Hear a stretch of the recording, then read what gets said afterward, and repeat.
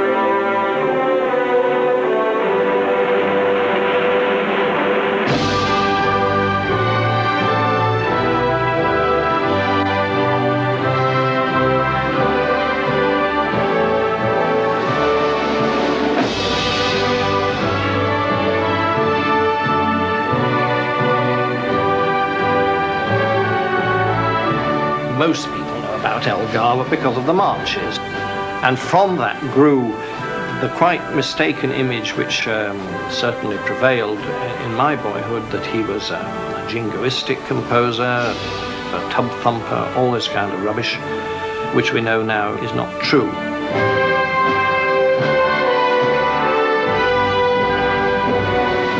In one sense, the real Elgar is in his music, but you can't escape the man as well.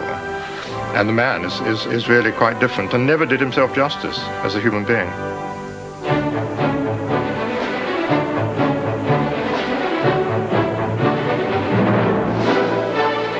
He had a chip on his shoulder. He could be defensive, he could be rude to people.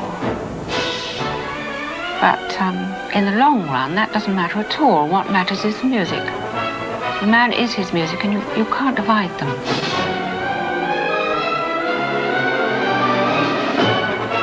Put ghastly words to the first of his pomp and circumstance marches and tried to fit the square peg of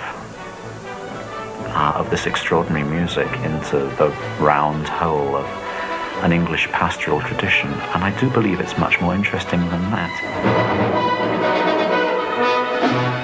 Elgar himself said, "Why should I write a fugue or something which nobody will be interested in when the people yearn for things which can stir them?"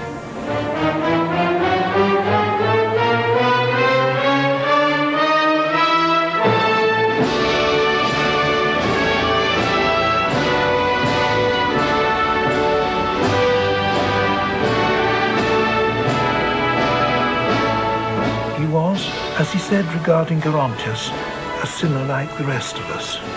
He wasn't a narrow-minded Englishman. It is narrow-minded Englishmen who think that he was a narrow-minded Englishman.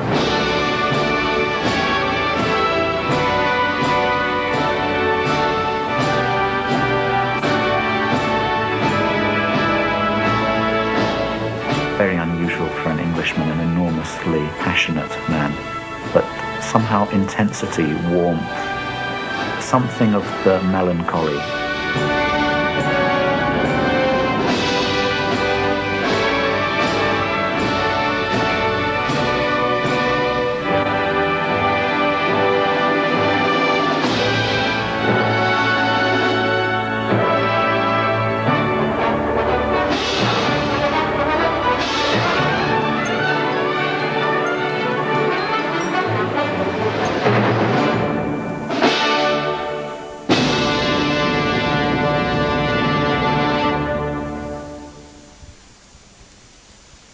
He could have been one of the great neurotics of all time if he'd been European, but being English, he was as he was.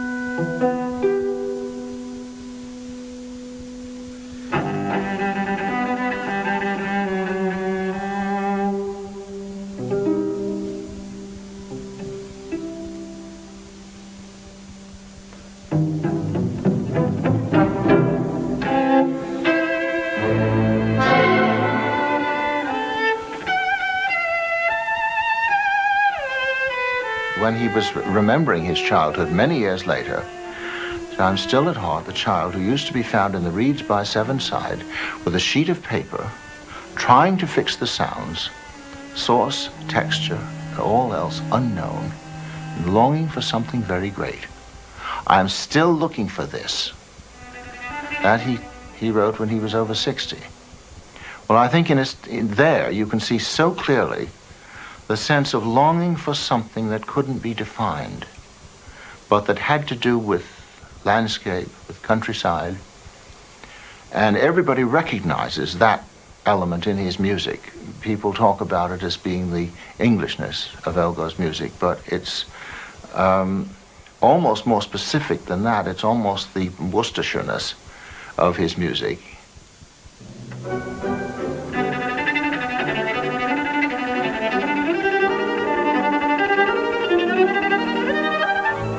Elgar's mother was actually responsible for where he was born, because she had from her childhood a great love of the countryside, and at great inconvenience to himself, her husband took a cottage at Broadheath, 3 miles northwest of Worcester, and there Edward was born, and the middle child in a family of 7.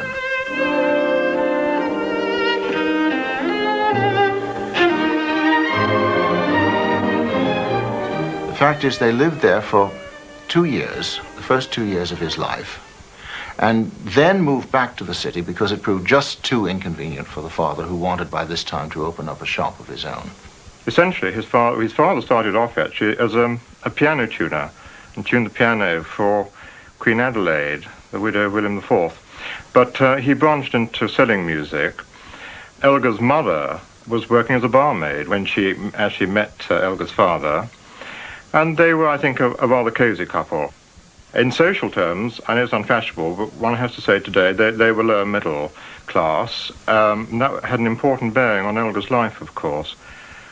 And they lived in the High Street in Worcester, which, looking back, it was an amazing place for one of England's greatest composers to live. All he had to do was walk out the door, look left, and there was one of the 3 great 3-choir festival cathedrals.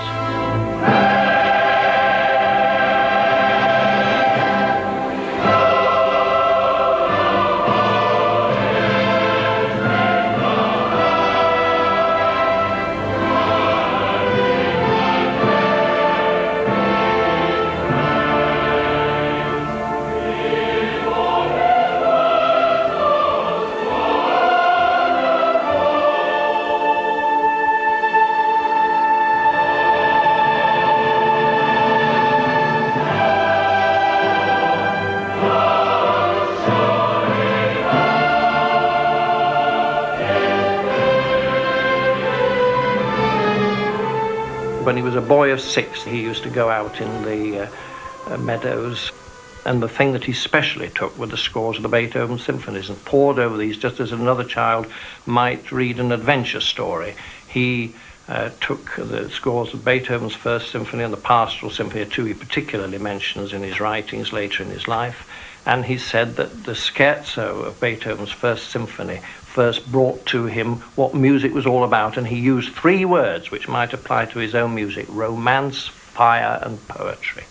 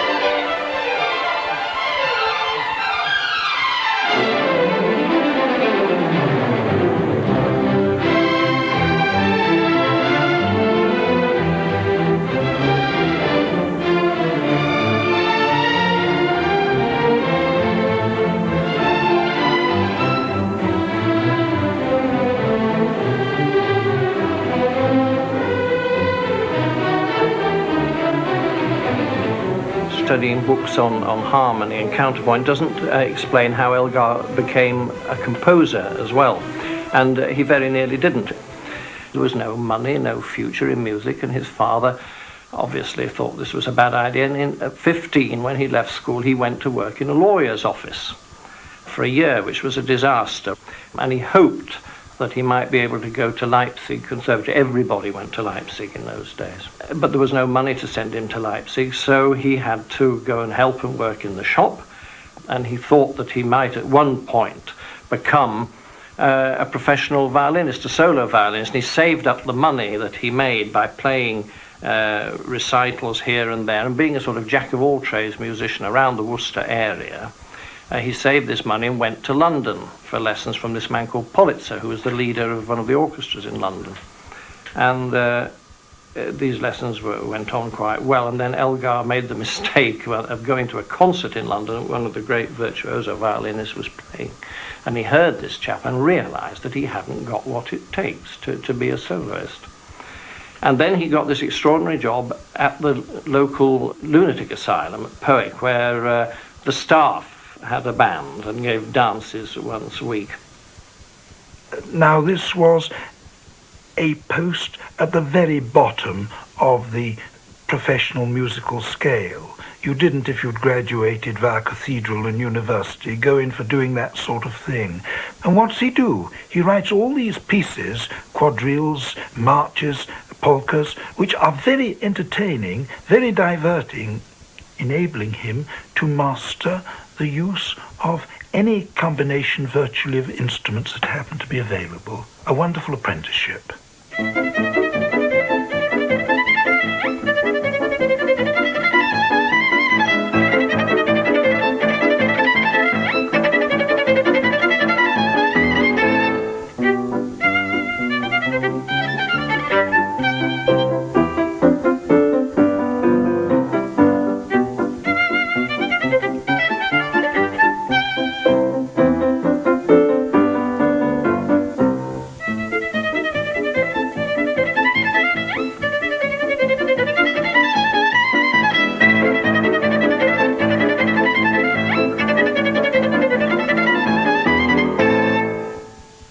Joined an orchestra in Birmingham, run by a man called Stockley, and Elgar was one of the violinists, and this conductor heard that one of his violinists was quite a budding composer and very kindly put on the work that we now know as Sevillana, which is a short piece and a jolly piece and rather a lovely piece. Somebody sent it to August Manz, who was the very adventurous conductor of the Crystal Palace, and that was how Elgar was first played in London, but it made no impact whatsoever.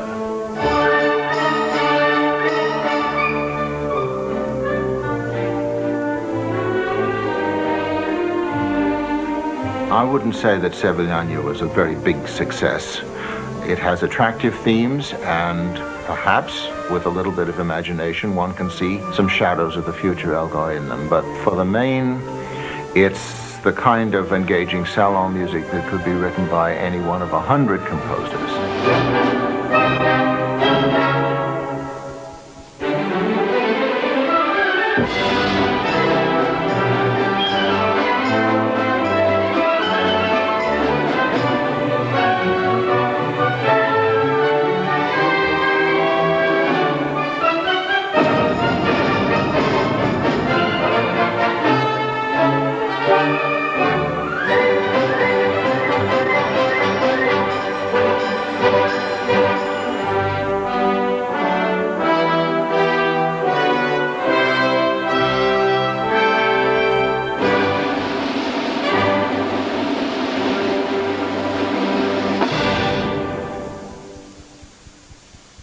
It was performed in the afternoon at the Crystal Palace. And that evening he came up to London and went to one of the Richter concerts at St. James's Hall. And there he heard first performance in England of the Brahms Third Symphony. It made a tremendous impression on him. The Brahms Third remained one of his favorites for life. And when he later on conducted the London Symphony Orchestra, that was the most frequent of all his performing vehicles outside his own works. an extraordinary thing about Elgar, and it's a sad thing in a way, is this chip on his shoulder that he had all his life about the fact that he was born the son of a tradesman and that his father kept a shop. And he, although he was proud of his father and of what he'd done, he was deeply ashamed of this, and it seems ridiculous to us today.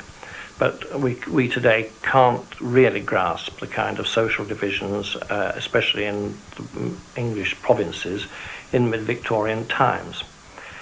And Elgar said on one occasion that the thing he wanted most to be in life, and he wasn't joking, was a gentleman. This was an aspiration from very early on in his life, and he remembered, as quite an elderly man, he said, "I said to my mother once when I was young that I won't be content till I get a letter addressed from abroad to Edward Elgar, England."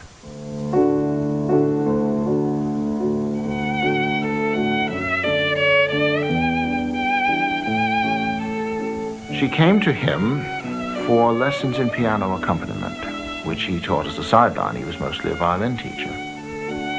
And the old coachman, who used to drive her into Malvern, would come back and say to his wife, "Well, I think there's more in this than music lessons."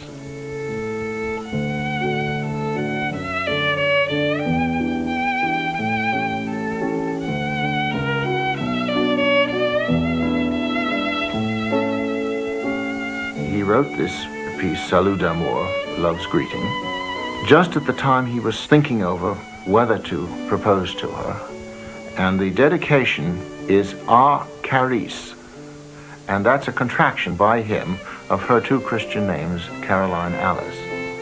And 2 years later, it was used as the name to christen their daughter. She became Carice.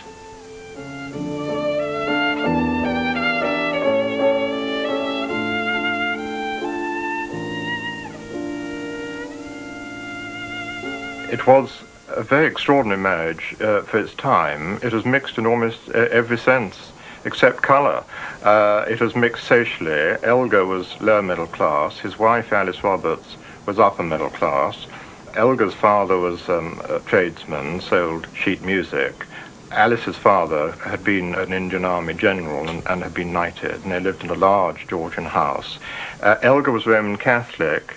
Alice was an Anglican at the time of their marriage. And the most crucial thing of all, of course, was mixed in terms of age. Elgar was 32 when they actually got married. Alice was 40.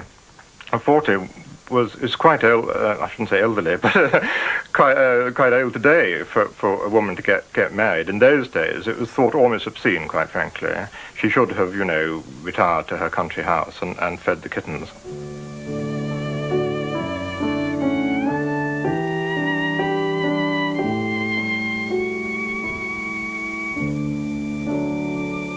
The marriage with Alice was the making of him, creatively.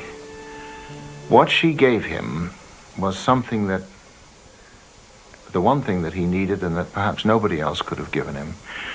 She had a way of being able to give him reassurance, to assure him about himself and his own powers. But the great mystery is, how did Alice Elgar realize what Elgar was and was capable of? Because there is no doubt whatsoever that she spotted a winner there, that she knew that this man had it in him. And although we may laugh, and indeed her diaries do make one chuckle sometimes about it's always Edward's wonderful music.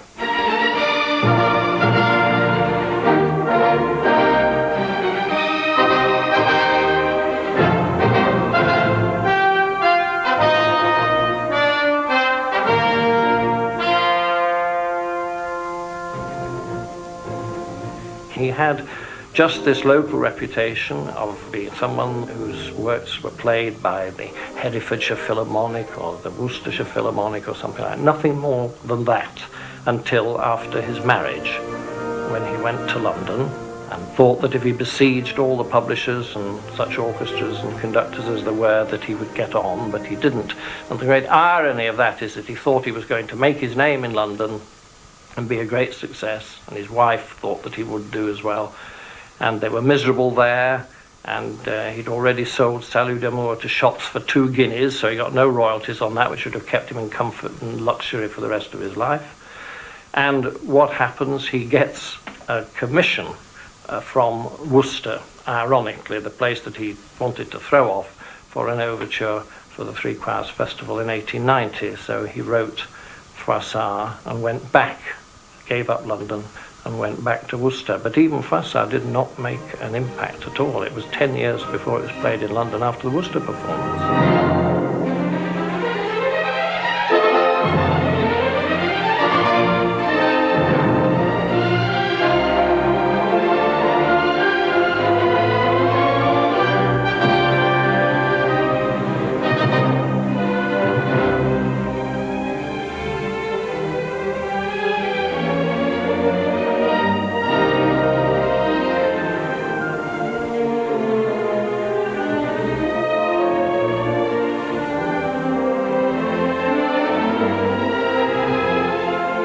Married in 89, he'd really composed practically nothing of any substance. And then suddenly, within a year, up he comes with Froissart. Certainly his first major original work. And people have gone so far as to say she made him into a great composer. Well, I think one should look at what happened in that year. She made it possible, her money made it possible for him to have a year of drudgery. And when they were staying at Norwood in London, they had season tickets for the Crystal Palace concerts. And he was able, for the first time, to soak himself in what was almost contemporary music, day after day. I really look on that winter as Elgar's time at university. It was an alternative to his going to Leipzig. He was still young enough to be impressionable, but he wasn't so young that it was damaging, that he became submerged by what he was hearing. His personality was formed enough that he really could take what he wanted. I think that's very important that winter when he listened.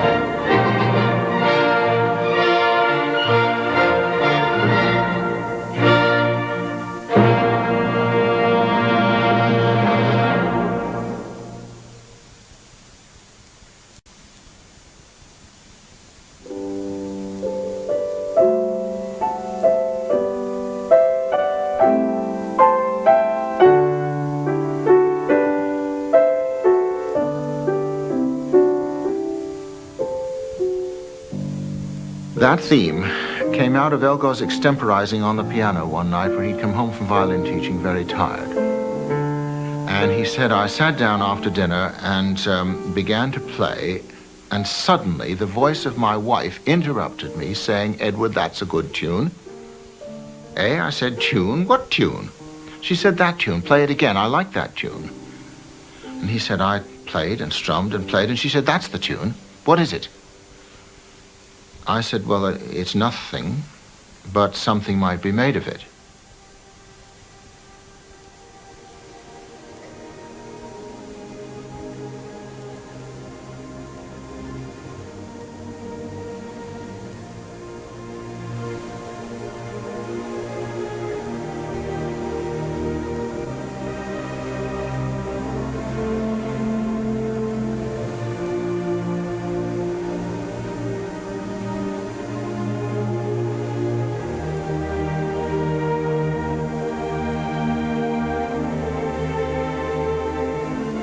Elgar would never have recognized those bars of music as an entity at all if his wife hadn't pointed them out to him.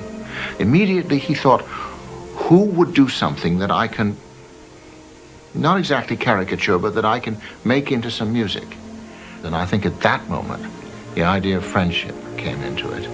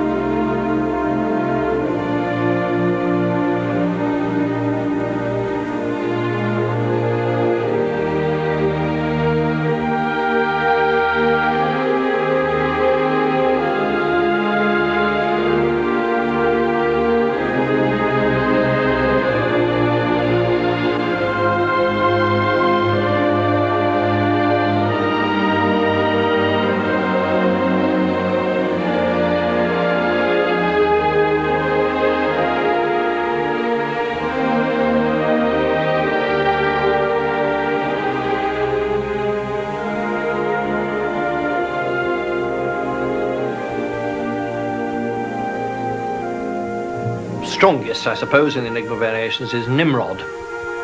And why is it called Nimrod? Because Nimrod was a mighty hunter in the Bible, and the German for hunter is Jäger. And that was the name of the German émigré who worked for Novellos as their publishing house manager. Jäger was a most wonderful man, a sympathetic friend, and he clearly recognized that of all the composers of that time, that Elgar was head and shoulders over them all.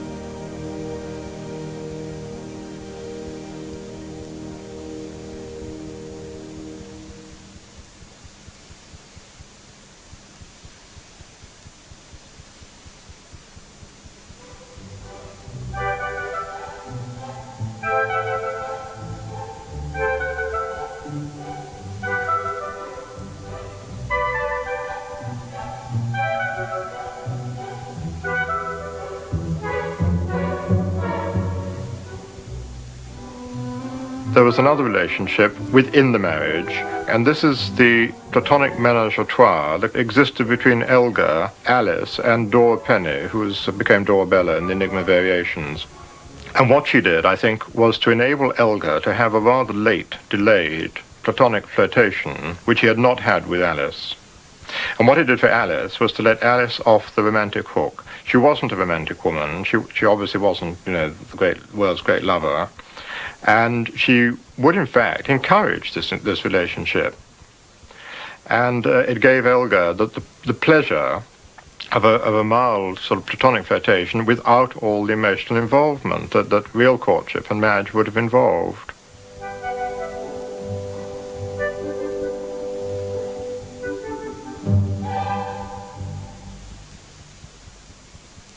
He was a typical kind of man who idolizes women and tends to put women on pedestals. Now, the women in Elgar's life whom he particularly liked and admired and was close to, they were tall, elegant, attractive women, and wealthy and safely married. And he would have sort of flirtations on paper with them, but this was a way of avoiding deep emotional relationships with women. He reserved those for men. I think he had a weak father figure in his own father, who probably gave him a rather blurred view of the conventional masculine role, which would account, I think, for Elgar's relatively late marriage and lack of girlfriends, frankly. I think he really consummated many of his relationships in his art. I can only say that from Elgar's personal point of view, thank God he was a great creative artist. I think if he hadn't had that saving grace, he would have been an even more unhappy man than he was.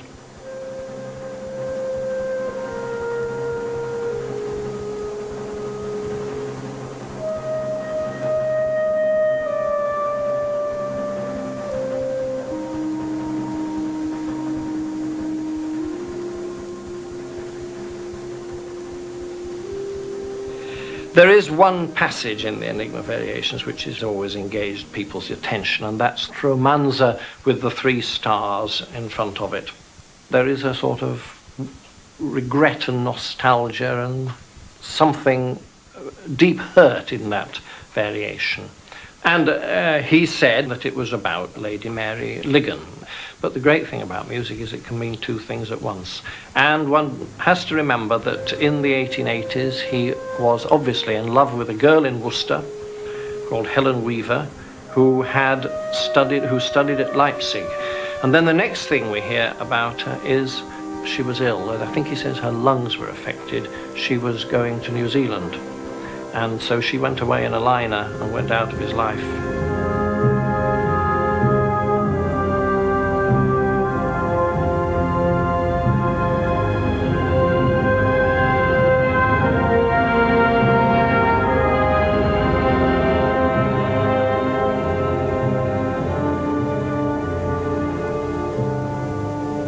He said, I've written the music as I think they might have written it if they were asses enough to compose. And then later on he said, the variations began in a spirit of humor and continued in deep seriousness. And I think the seriousness came in when it was a question of what all this was leading to. Well, what it was leading to, as we know, was a self-portrait at the end. But the self-portrait is not E.E., Edward Elgar, it's labeled E.D.U. And the reason for that is that Alice called him Edu. This then was not a portrait of the man who was. This was a portrait of the man as his fond wife's vision would portray him.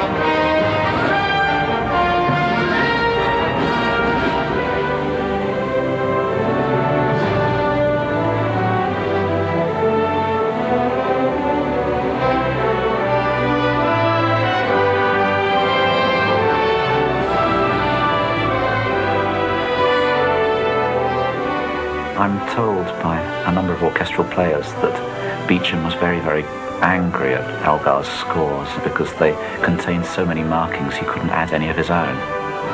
The point about them is that they work. The difficulty for the interpreter is to make sure that they are all heard.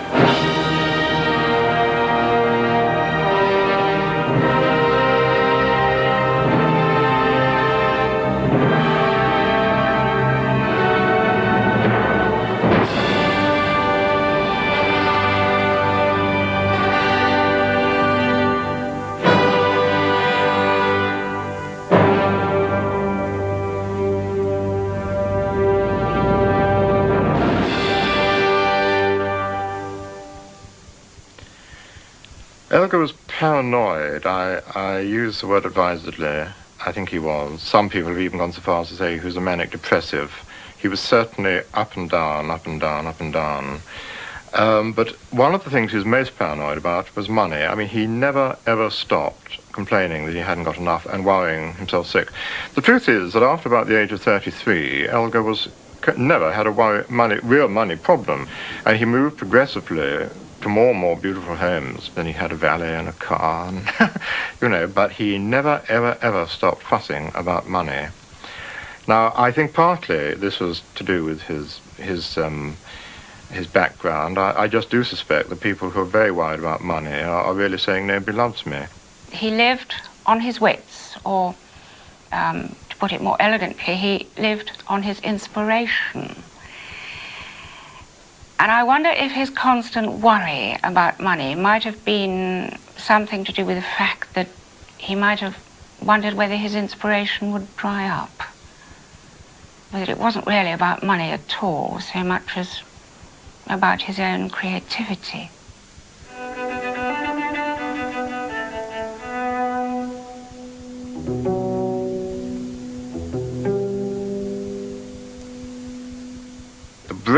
The great breakthrough, were the Enigma variations at the turn of the century.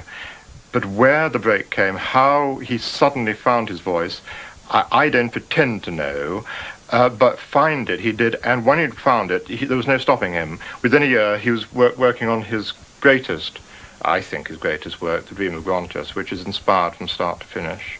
The saga of Gerontius is what you might have called it in a way.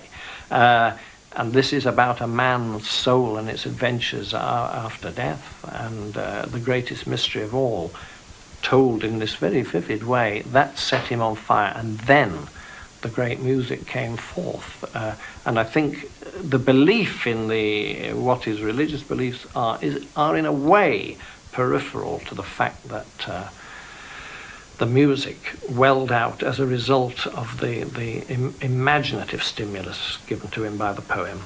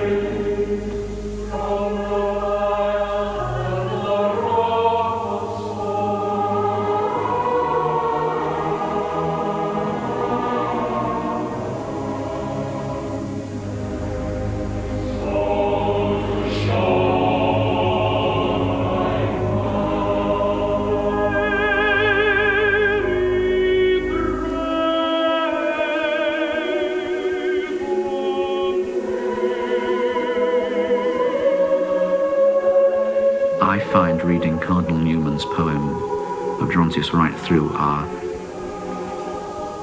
almost repulsive experience. And I think the music in that is of an enormously greater order. He has transcended what seems to me to be very limited concepts in his music. I think the music was always greater than the religion.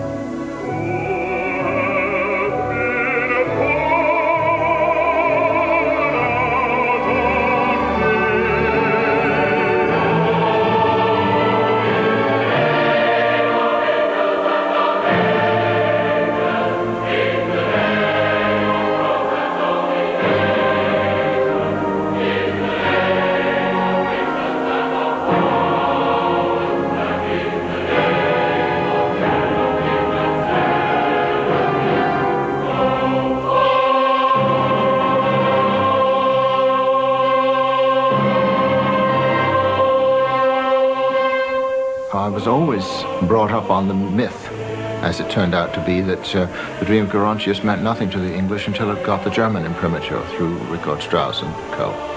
But in fact, that's not true at all. In the first place, when you read the accounts of the performance of Gerontius, which was disastrous, a very bad performance, it was specified in the program that there was to be no applause for the morning performances at the Birmingham Festival in those days. Well, the people applauded so violently for that Elgar had to come forward, even though he was sitting at the back of the hall, because he wasn't expecting to be called. And almost every one of the critics said, while castigating the performance utterly, this is a great work. This is a work unlike any other to come from an English hand. One of them said, this is the greatest work ever produced at an English choral festival. They recognized very clearly, very quickly what it was.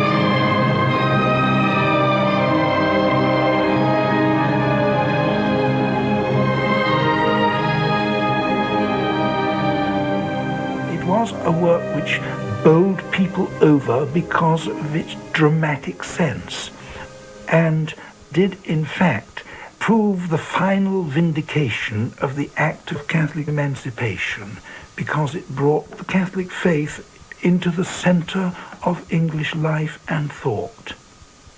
And of course the whole dramatic concept of this caught the imagination of those who were perceptive.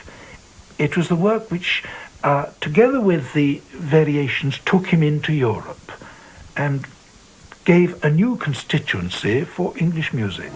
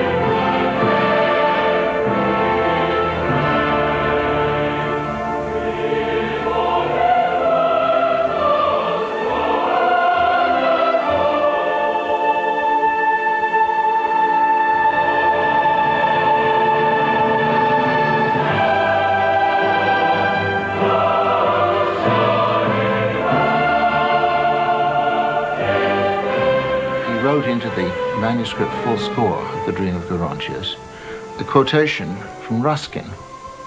This is the best of me.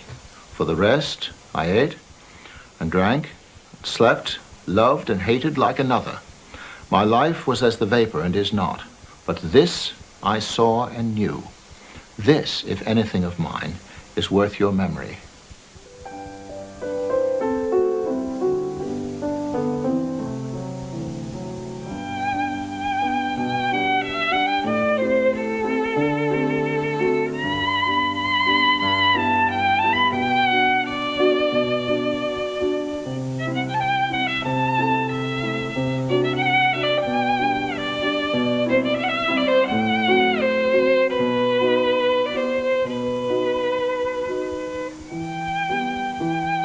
Frank Schuster was an extremely generous, wealthy private patron, like many of Elgar's friends of Jewish German descent, and he entertained a whole spectrum of people from the arts, actors, actresses, musicians, writers, including Elgar. He's extremely generous to Elgar, marvelous patron, rather amusing man. Elgar clearly liked him and called him old Frankie. Schuster was a man who would have liked with every fiber of his being to be a creative artist, and he didn't have that in him. And he underwrote the Elgar Festival of Elgar's Music at Covent Garden in March 1904, which is a 3-day festival entirely devoted to Elgar's music under the patronage of the King and Queen. But that and the many parties that came around it and the terrific increase in Elgar's fame among the nobility and the people of power and influence in London was unquestionably the thing that led up very directly to Elgar's knighthood 3 months later.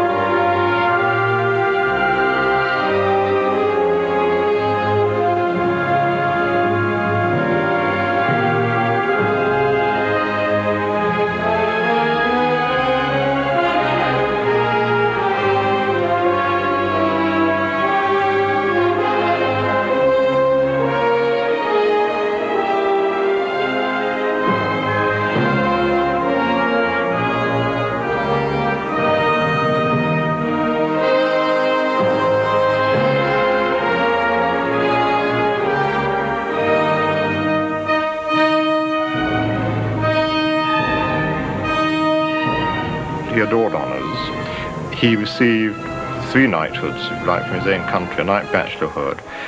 Then the king gave him the KCVO and eventually the GCVO, which is an unprecedented honour for an artist. He got the Order of Merit, which he was thrilled to bits with, absolutely chuffed. He was very, very aware that he wasn't born to the purple, that he had to make his own way.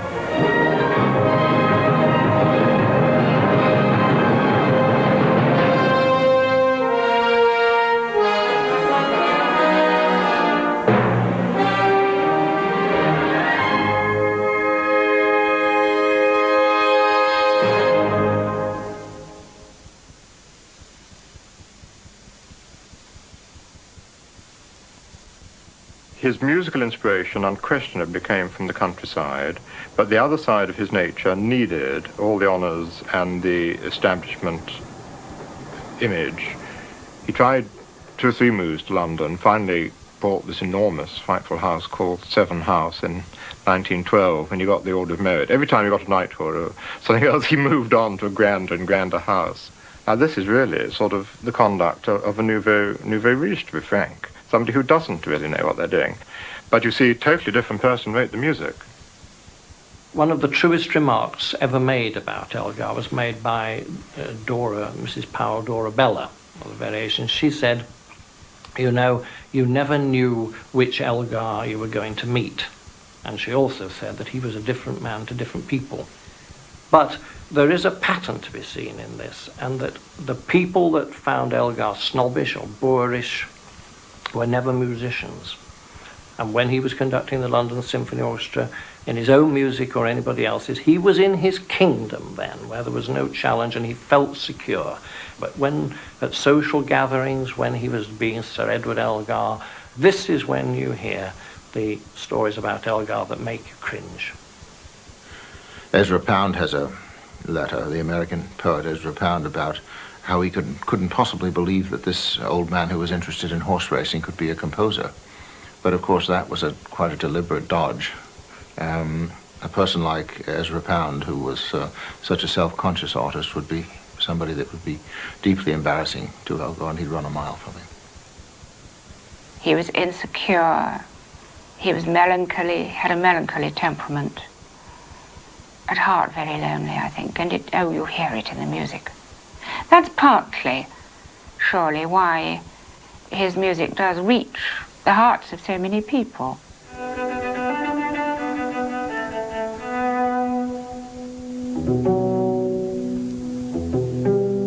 He is one man talking to one listener.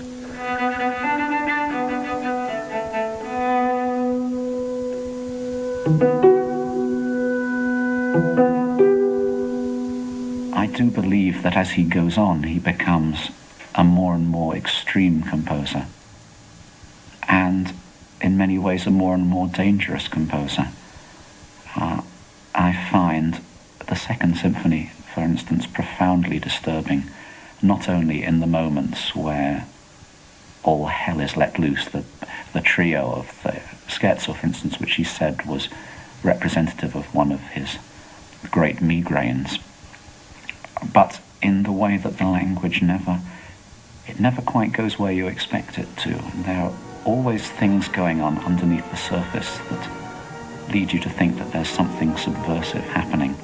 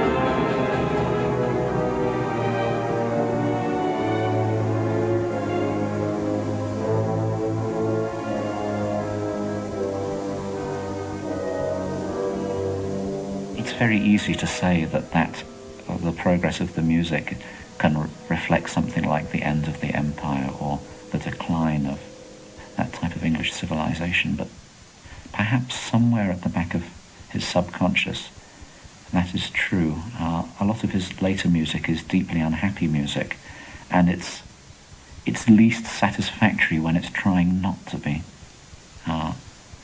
Just as when Mahler in his Eighth Symphony was trying to resolve, that must be easily his least successful work, around the same period and for the same reasons, that it wasn't a time of resolution, it was a time of revolution, and that people born from that type of period had an enormous amount of difficulty finding a place for themselves in the world.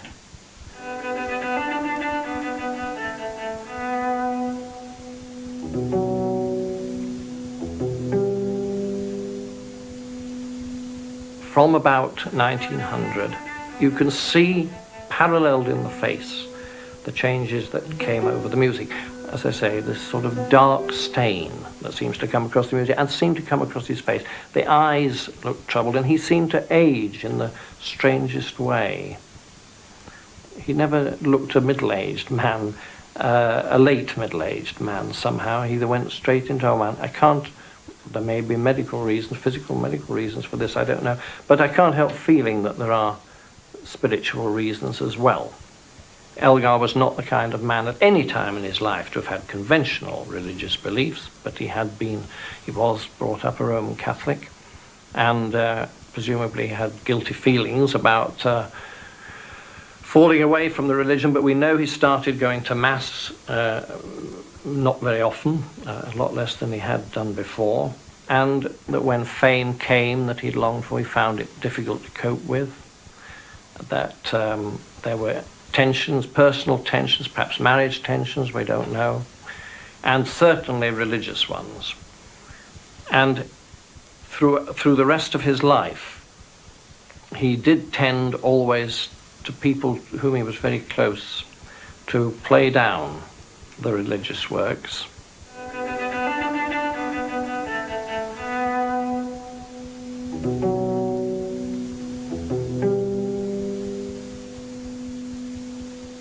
If he had died at the age that Schubert died, at 30 or 31, he would be a footnote in specialist history books on English music.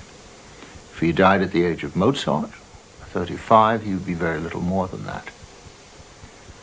If he died at the age of 50, he would be remembered as a choral composer who'd written one great work and some promising orchestral works. I think the two prongs of Elgar's greatness are Gerontius, really, of all the choral works, and the orchestral works that came after his 50th birthday, the two concertos and the two symphonies.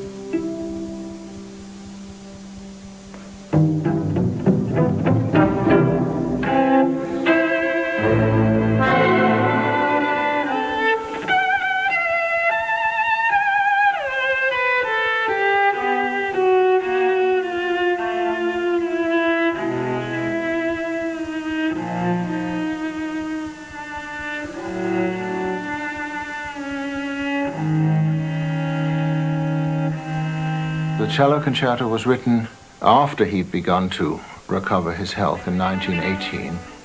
He really couldn't bear to live in London in the big house then as the war was coming to its end, and Lady Elgar found for him a remote cottage in western Sussex with fields and farms all around.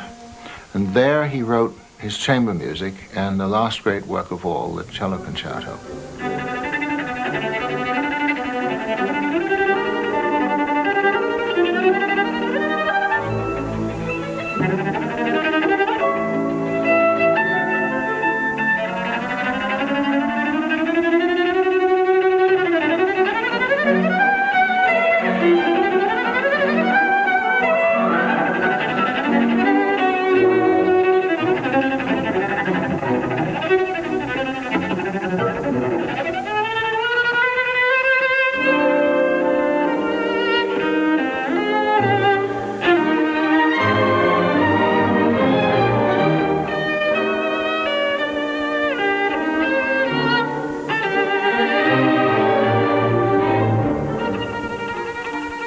In most cello concertos, since the range of the cello is the tenor and it shares that range with the trombones and horns and powerful instruments in the orchestra, in the ordinary romantic cello concerto with a big orchestra, the solo instrument has difficulty in being heard.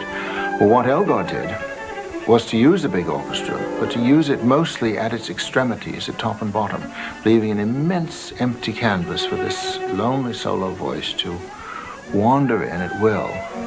And it was a perfect expression of his own feeling late in his creative life, of still having the power of reminiscence and nostalgia and surviving into an alien age.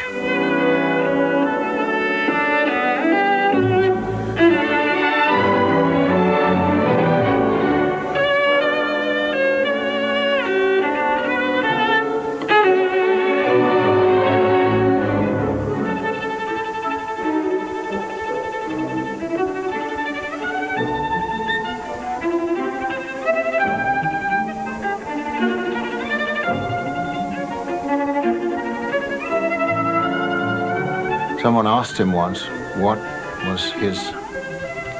was the meaning of the cello concerto, and he said it's a man's attitude to life.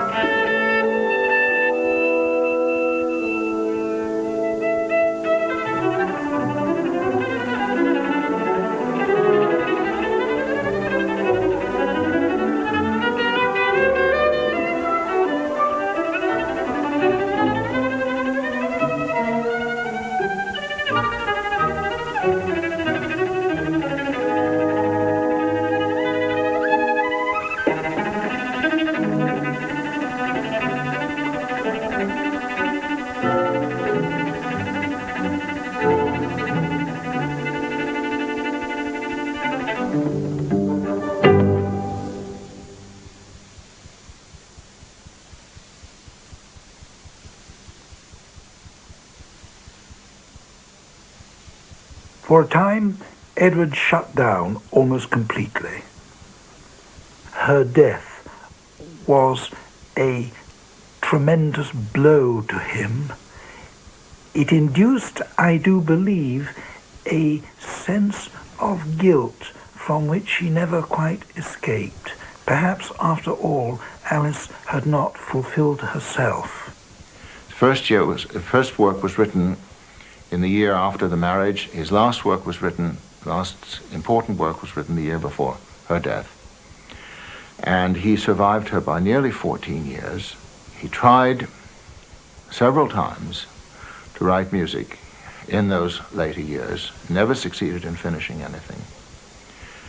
Hubert Lester, his great friend, used to say that Edward never would have done anything but for Alice. I don't think he had an original creative idea after April the 7th, 1920, when Alice died. And from that point of view, it is one of the most remarkable marriages in the history of artistic creation.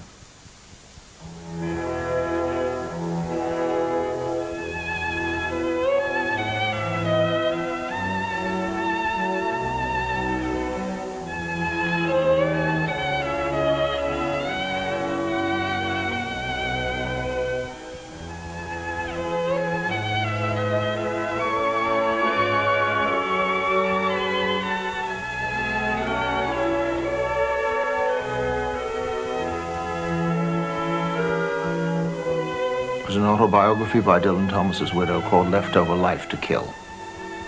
I think that was very much Elgar in those years.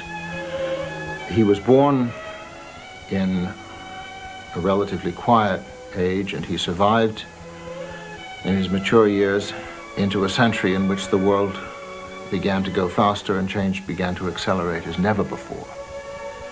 And of course there was very much at the end of the war the sense of the young people, the people whose lives had been maimed and coarsened by the war, wanting to put all that behind them, all that the retrospection, nostalgia, all the rich sense of Edwardian life that is in Elgar's music. They wanted none of that at all. What they wanted was facade, Walton and the Sitwells, and the brave new world of Aldous Huxley. It's perfectly understandable. But Elgar felt really an alien and really a survivor. And I think in that way, more than in any other way, wasn't that his friends had deserted him. I think that the audience of the great years he felt had deserted him.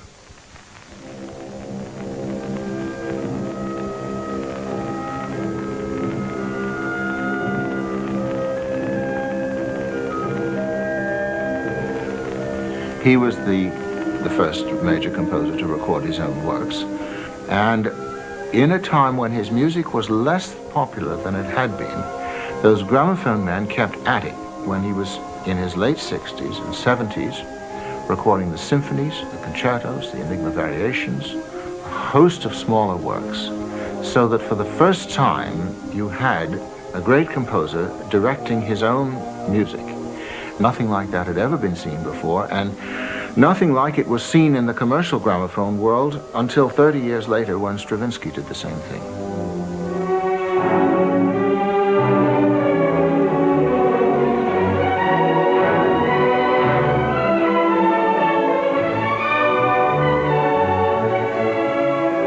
The famous collaboration with the young Yehudi Menuhin over the recording of the violin concerto was entirely the creation of the gramophone. And they met for the first time at the Grosvenor Hotel 2 days before the recording session, so that Elgar could listen to the interpretation. He was supremely satisfied with it, and they actually, after the recording, performed it twice at public concerts. And Elgar was very, very happy with Yehudi's performance of it. And in fact, after the performance at the rehearsal for the performance in Paris, he found at the opening, tom, pom, ta da da dum, and he wrote over those notes, Yehudi Menuhin.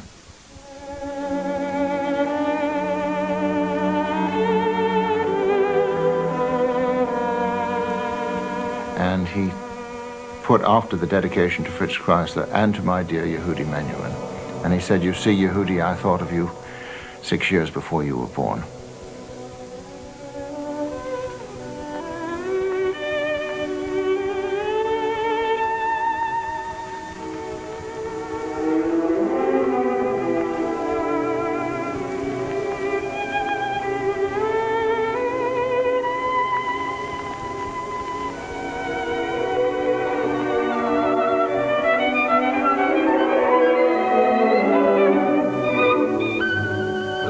With every creative artist, I think he measured himself against the most formidable of his predecessors.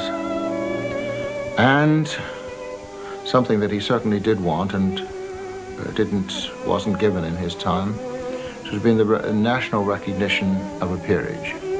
That would have meant a great deal to him, not only for himself, but it would have told him more clearly than anything else that his countrymen had appreciated and finally understood the sacrifice he'd made for them and the generosity that was behind the sacrifice.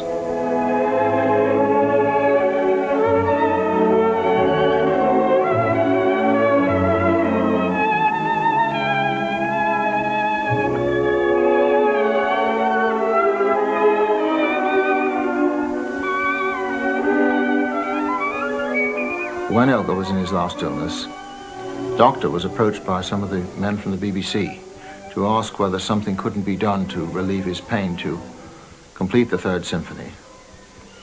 He said Elgar at that point made one of the finest responses that I've ever heard from any patient. He said, no, Dr. Thompson, we won't do that. If I can't finish the Third Symphony, someone else in 50 years or 500 years will write a better one. And from where I stand, on the brink of eternity, that's a mere moment in time.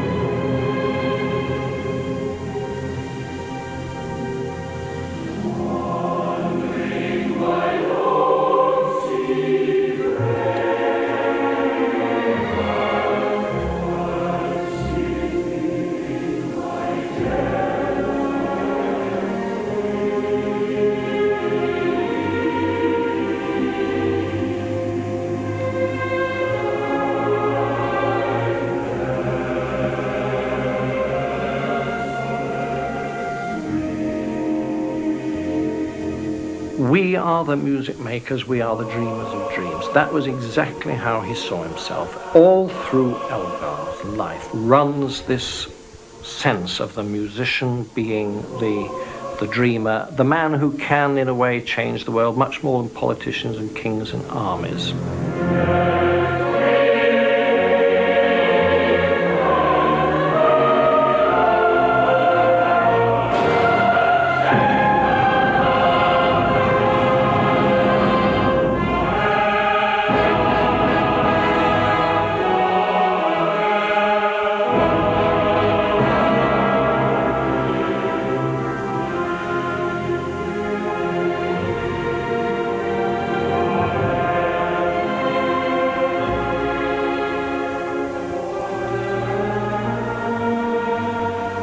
The word dreams is almost a study in itself in Elgar's music, and dream children, the dream of Gerontius. We are the dreamers of dreams. Dreaming is part of the romance of the man, as I say, that he was after some kind of ideal never, never world, which he could reach by his music and make us reach as well, and in no other way.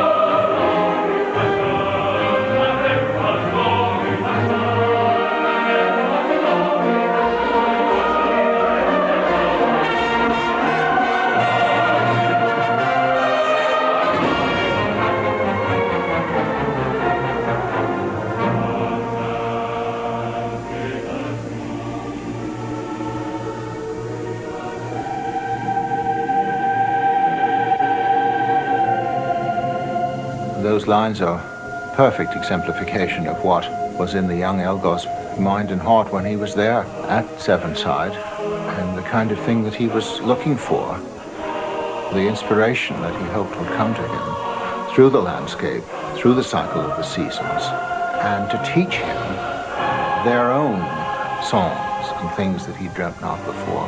Music again coming directly through the landscape.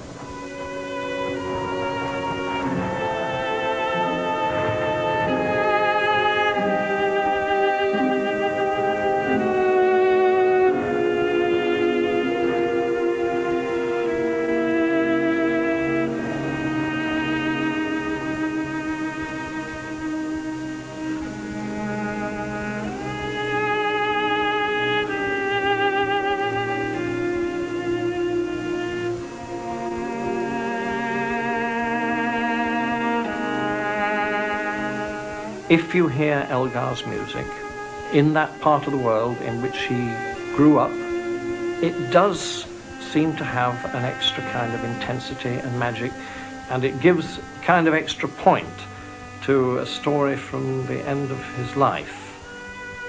He said, when I'm gone, if you're walking on the Malvern Hills and you hear someone whistling this tune, and he whistled the tune that starts the cello concerto, he said, don't be frightened, it's only me.